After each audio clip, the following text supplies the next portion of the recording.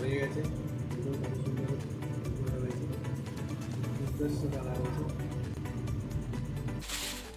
তো প্রিয় দর্শক মণ্ডলী, আজ আমি একটা নতুন রেসিপি নিয়ে বসেছি।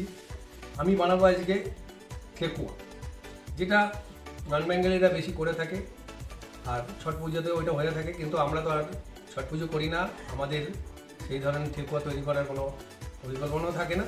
তা বাড়ি থেকে আজকে সবাই বললো যে একটু ঠেকুয়া বানিয়ে খাওয়া। তবে আমি খেয়েছি, এর আগেও বানিয়েছিলাম। তা সেই রেসিপিটা মোটামুটি একটু জানা আছে, সেই অনুযায়ী আমি একটা ঠেকুয়া বানাচ্ছি।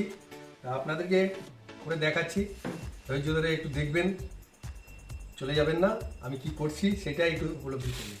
প্রথমে আমি আটা, এই বাটির এক বাটি আটা নিলাম।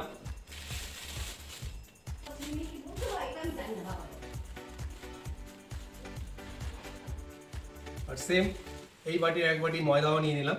মানে মোটামুটি এক বাটি আটা আর এক বাটি ময়দা নিয়ে নিলাম। সুজি, এটা 200 গ্রামের প্যাক, 200 গ্রামের প্যাক একটা দিয়ে দিলাম।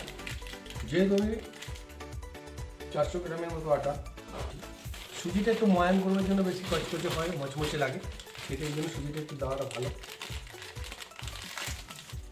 আরেকটা সুজি দিয়ে দিলাম, মোটামুটি 4টে সুজি দিয়ে নিচ্ছি। এখানে 500 গ্রাম চিনি আছে, চিনি 500 দিলাম।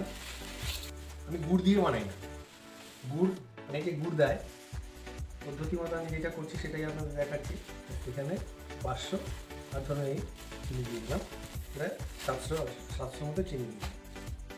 মৌরি দিয়ে দিলাম।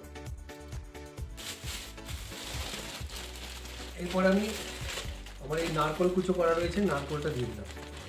আমার এখানে 2টো নারকোল, বড় বড় সাইজের। ভালো করে একটু মিক্সড করে নিতে হবে। সামান্য পরিমাণে একটু লবণ দিয়ে দিলাম। এরপর ঘি দেব, প্রায় 150 গ্রামের মতো ঘি এতে ব্যবহার করব আমি। এটাতে যেটুকু ছিল সেটা দিয়ে আগে মেখে নিচ্ছি, দেখুন। এরপর আরেকটাতে ছিল, এখান থেকে প্রায় সব মিলিয়ে 150 গ্রাম ঘি আমি এতে দিয়ে ভালো করে মেখে নিচ্ছি, কারণ ঘিটাতেই ময়ানটা তৈরি হবে। করে ধরলে যেমন মুখ হয়ে গেছে, মোটামুটি একটা ময়ান তৈরি হয়ে গেছে। এরপরে তো জল দিয়ে আমি এটাকে তৈরি করবো। দেখুন মোটামুটি ময়ান হয়ে গেছে, শক্ত হয়ে গেছে। ময়ানটা করলে এরকম শক্ত হয়ে যাচ্ছে, বেশি জল দেওয়া যাবে না। করে আমি অল্প অল্প জল দিচ্ছি, হালকা হালকা করে। এই জলটা দিয়ে আমি মাখবো, তাই বেশি জল দেওয়া যাবে না, কারণ একদম লেতে যাতে না হয়ে যায়, শক্ত শক্ত থাকে। তাই জন্য আমাকে জলটা অল্প অল্প করে দিয়ে তারপরে এটাকে পেস্ট করতে হচ্ছে। এটা শক্ত টাইপের করতে হবে, অনেক বুঝে শুনে জল দিয়ে তারপরে মথতে হবে। এটা যতটা ভালো মথা যাবে ততটা এটা সফট হবে। তার জন্য একটু কষ্টও লাগে, একটু জোরে জোরে শক্তি দিয়ে এটা মথে নিতে লাগে। আমি মোটামুটি আমার শরীরের যত বল ছিল তাই দিয়ে আমি মথে নিলাম। তিনটে ডো করে ফেলেছি, দেখুন। এইভাবে অল্প অল্প করে আটা মাখার মতো করে আমি মেখে এটা গোল করে ফেলেছি। এটা আটার যেরকম মন্ড তৈরি করা হয় সেরকমই মেখে আমি এটাকে তৈরি করেছি।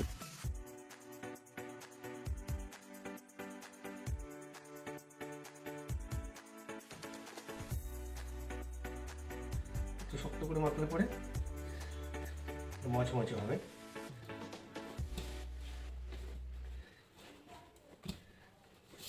আমি এটা থেকে ড্র করবো, করে ওইখান থেকে ডিজাইন করবো, তারপরে ভাজবো। আর তাই আমি মাখাটা থেকে একটা রোল করে নিচ্ছি। এখান থেকে ছোট ছোট করে লিচি করব, এই লিচি থেকে ডিজাইন হবে। দেখুন কত লিচি করা হয়ে গেছে, এবার ডিজাইন করছি। সমস্ত লিচিগুলো থেকে আমি ডিজাইন করব। এর কয়েকটা লিচি আগেই করেছি, দেখাচ্ছি আপনাদের কিভাবে লিচির ডিজাইন করতে হয়। হাতে চ্যাপটা করে নিয়ে চামচের পেছনটার দিকে প্রথমে শীটটা করে নিলাম মাঝখান দিয়ে, তারপরে সাইড থেকে 3টে দাগ কেটে নিলাম, মানে পাতার শিরগুলো দেখা যাচ্ছে। আর চারিদিকটা একটু মসৃণ করে নিলাম, কারণ তেলে দিলে যাতে ফেটে না যায়। এটা ডিজাইনটা বেশ সুন্দর লাগে, আপনারাও করে দেখতে পারেন। প্রথমে 4 ইঞ্চির পেছনটা দিয়ে মাঝখানে শিটটা করে নেবেন, তারপরে সাইড থেকে 3টে শিট করে নেবেন, তাহলে দেখবেন কত সুন্দর, দেখুন কত ভালো হয়েছে। এইভাবে আমার সমস্ত ঠেকুয়ার ডিজাইনগুলো আমি নিজের হাতে হাতে করছি, একটাও আমি সাজিয়ে তৈরি করিনি।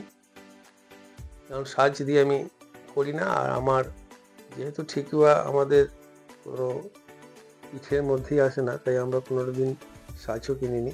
এইভাবেই এতগুলো রোল দেখছেন, সেই সমস্ত রোলগুলো আমি ডিজাইন করব। তারপরে আমি ওইগুলোকে নিয়ে তেলে ভাজতে চলে যাব। তা মোটামুটি দেখুন আমাদের সমস্ত ঠেকুয়া তৈরি করা হয়ে গেছে। এইখানে দেখুন কত এক থালা, আর এই দেখুন এইটার ভেতরে এতগুলো হয়ে গেছে। আমার ঠেকুয়া বানানো কমপ্লিট। এবার আমি চলে যাব ওভেনে। আমি ওভেনে গিয়ে এবার কড়াইতে তেল গরম হওয়ার পরে দেখুন আমি ঠেকুয়াগুলো ছেড়ে দিচ্ছি, একটা একটা করে ঠেকুয়া ছেড়ে দিচ্ছি। এই ঠেকুয়াগুলো এবার দেখুন ভাজতে ভাজতে কী ধরনের কালার, কত সুন্দর কালার হয়েছে। একদম মনে হচ্ছে যেন আমি প্রফেশনালি ঠেকুয়া তৈরি করে থাকি। দেখুন কী ধরনের কালার এবং কত সুন্দর লাগছে। যাই হোক, আমার ঠেকুয়া বানানো আপনাদের দেখালাম। ঠেকুয়া অলরেডি তৈরি হয়ে গেছে, আমি এখন নামিয়ে নেব। আপনাদের আমার ঠেকুয়া বানানো পদ্ধতি ভালো লেগে থাকলে অবশ্যই একটু লাইক, কমেন্ট এবং শেয়ার করবেন, এবং সবাই মিলে আমাকে উৎসাহ করবেন যাতে আরও নতুন নতুন ভালো ভালো রেসিপি করে আপনাদের দেখাতে পারি। আজকে ঠেকুয়া বানানোর রেসিপি এখানেই শেষ করছি বন্ধুরা। ভালো লাগলে অবশ্যই একটু কমেন্ট করে জানাবেন। ধন্যবাদ।